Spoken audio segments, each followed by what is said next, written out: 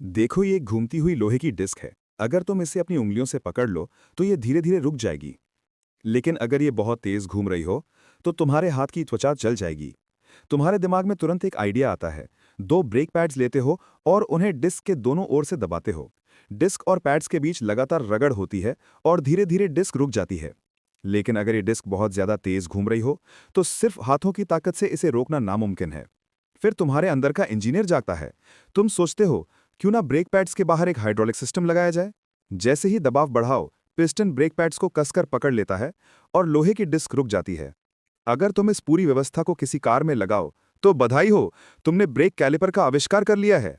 लेकिन ठहरो, ये सिस्टम भी पूरी तरह सुरक्षित नहीं है, क्योंकि डिस्क और पैड्स के बीच रगड़ से भारी गर्मी पैदा होती है। अगर डिस्क का तापमान 600 डिग्री से ऊपर चला जाए तो उसका कठोरतम और मजबूती दोनों घट जाते हैं, और उस वक्त चाहे जितना ब्रेक दबाओ, कैलिपर डिस्क को लॉक नहीं कर पाता। इसे ही कहते हैं ब्रेक फेल। अब तुम्हारे अंदर का जीनियस फिर सक्रिय होता है। तुम चुनते हो कार्बन फाइबर और सिलिकॉन कार्बाइड जैसे हाईटेक मटेरियल्स। ऊंचे ताप और दबाव में इन्हें मिलाकर बनाते हो एक अद्भुत चीज, कार्बन सिरामिक ब्रेक डिस्क। ये न सिर्फ हाई टेम्परेचर को झेलती है, बल्कि वजन में हल्की और घिसने में कठिन होती है। और उसकी कूलिंग बेहतर करने के लिए तुम डिस्क में छोटे छोटे वेंटिलेशन होल्स भी बनाते हो, जिससे ये 1300 डिग्री तापमान पर भी स्थिर रहती है।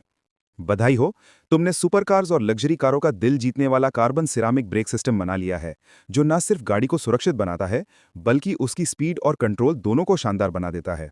ऐसी ही दिलचस्प और दिमाग खोल देने वाली जानकारियों के लिए फॉलो करो और बने रहो समझदारों की कतार में।